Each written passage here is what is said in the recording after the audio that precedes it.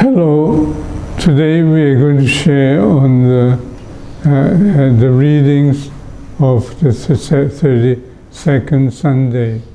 And the core of the Gospel is this poor widow put in more than all the other contributors to the treasury. From her poverty, she has contributed all she had, her whole livelihood. So here she was contributing her whole livelihood. The others were contributing much more, but they were contributing out of their surplus. But this poor widow was contributing all she had. So this time, here, Jesus would speak about her generosity. Now we come to the first reading first. It is the 1 Kings. In those days, Elijah the prophet went to Zarephath. As he arrived at the entrance of the city, a widow was gathering sticks there. He called out to her, "Please bring me a small cupful of water to drink." She left to get it, and he called out after her, "Please bring along a bit of bread." The prophet was hungry, and he hoped that she would bring him some water to drink and some bread to eat. She answered, "As the Lord your God lives, I have nothing baked. There is only a handful of flour in my jar and a little oil in my jug. Just now I was collecting a couple of sticks to go in and prepare something for myself and my son. When we have eaten it, we shall die." So it was a period of famine.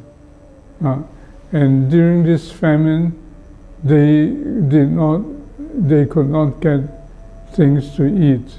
They could not collect things to eat. There was nothing to collect.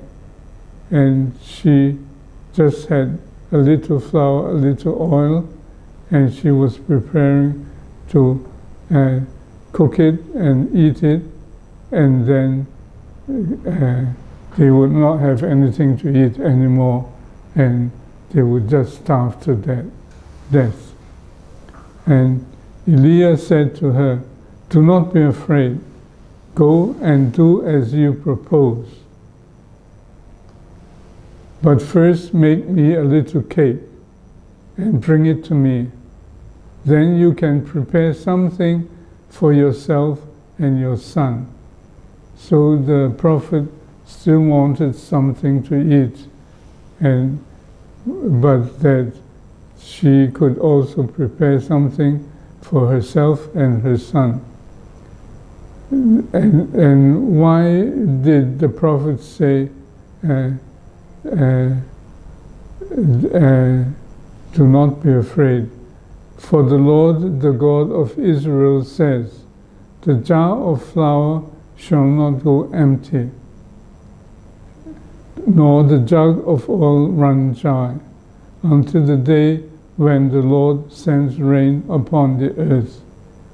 When God sends the rain upon the earth, then the famine would disappear, because they would have plants growing and things like that, and they would have enough to eat. But now God would still work a miracle so that her flour will continue to plenish, and oil will continue to plenish. The jar of flour shall not go empty, nor the jug of oil run dry, until the day when the Lord sends rain upon the earth. Then this widow she left and did as Elijah had said.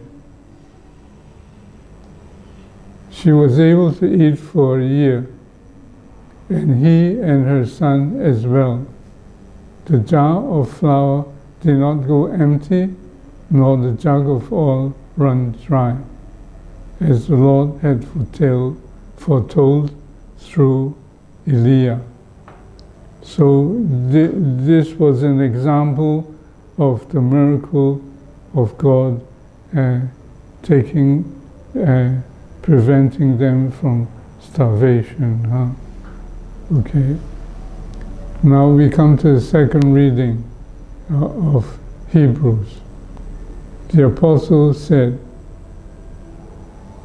Christ did not enter into a sanctuary made by hands, a copy of the true one, but heaven itself. That means Christ ascended into heaven, and he would not just go into a temple made by hands.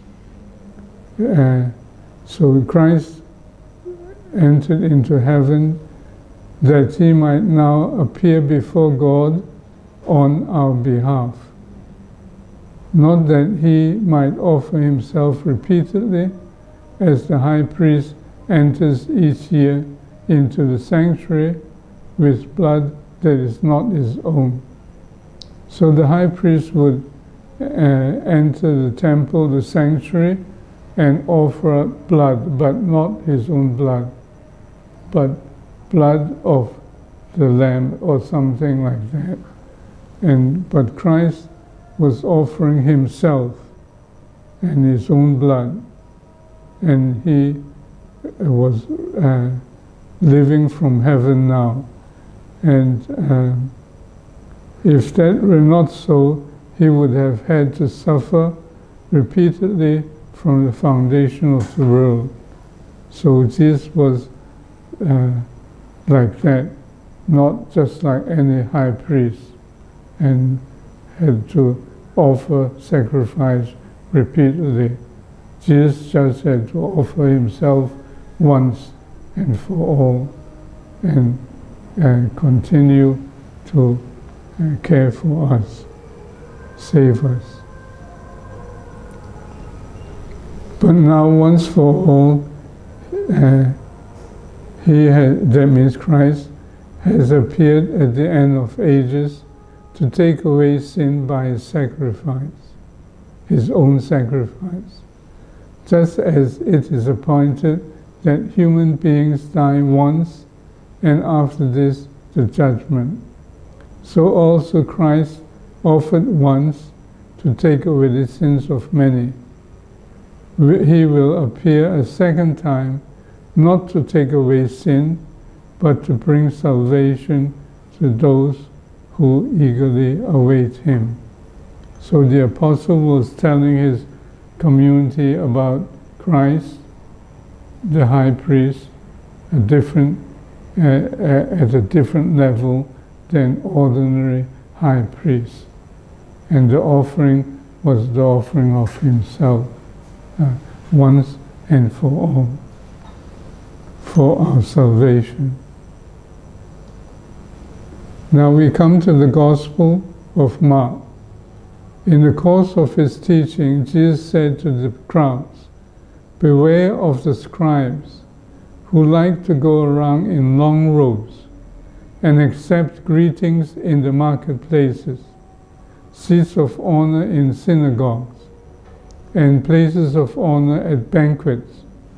They devour the houses of widows and, as a pretext, recite lengthy prayers." So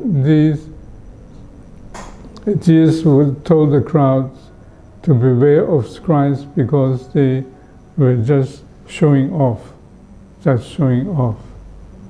And then Jesus sat opposite to the treasury and observed how the crowd put money into the treasury. Many rich people put in large sums. A poor widow also came and put in 2 small coins worth a few cents. Calling his disciples to himself, he said to them, "Amen, I say to you, this poor widow put in more than all the other contributors to the treasury. The poor widow only contributed a little bit of a small amount of, very, very small amount of money. But Jesus said she contributed more than the others." Why did Jesus say that? The rich people, they were contributing a lot, but only from their surplus. But this widow was contributing from the little that she had. Jesus will continue to say, for the rich people, they have all contributed from their surplus wealth. But she, the poor widow, contributed from her poverty. From her poverty, she has contributed all she had, her whole livelihood. That means her whole livelihood, all that she had. Jesus said this was more than what the rich people contributed. So Jesus was speaking about her generosity. She was more generous than the others because she contributed her whole livelihood. And we will take this as something we can reflect on in our present time. And so we note this, she was contributing everything that she had. It was only so much. But they were contributing a lot, but only from their surplus. This poor widow put in more than all the other contributors to the treasury. From her poverty, she has contributed all she had, her whole livelihood. So how do we relate this to our present life? We can relate this in many ways, but we will take only one example. The poor widow was generous in contributing all she had, her whole livelihood. So here we would put emphasis on generosity, how generous we are. And we relate this to COP16. If you remember COP16 had just finished its conference, United Nations conference, to talk about biodiversity. And here at COP16, we saw that many countries, especially the rich countries, were not generous enough to work at the crisis of the loss of biodiversity on a worldwide level and in their own countries. So they have to contribute more for the sake of the whole world, for the sake of maintaining and restoring biodiversity. We are in a crisis now because of the loss of biodiversity. And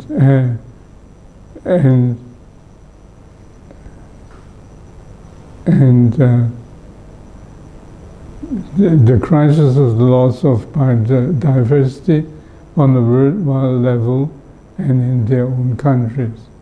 They did not do enough for that. Only a few countries participated in COP16. Only a few countries, 38 out of 195, had a fuller plan for action in their countries. So when they participate in the COP16 conference, United Nations conference, they were supposed to bring their plan for discussion and sharing at the conference.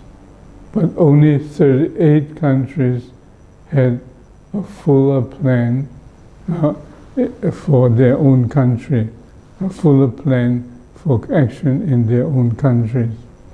And only 38 had this. That means only 38 planned to do something about biodiversity, the loss of biodiversity in their own countries. And the rest did not bring a full plan to share. And they were not active enough, not enthusiastic enough to share on this, not generous enough. But the loss of diversity is a serious crisis. The loss of species, many species are being lost every year, especially trees. We have talked about trees last time, about the loss of tree species. But not only tree species, a lot of different species have been lost and continue to go extinct. But now we have to restore the trees and restore all the situation. And we have to be generous in going about it and enthusiastic about going about it. And everyone has to do something.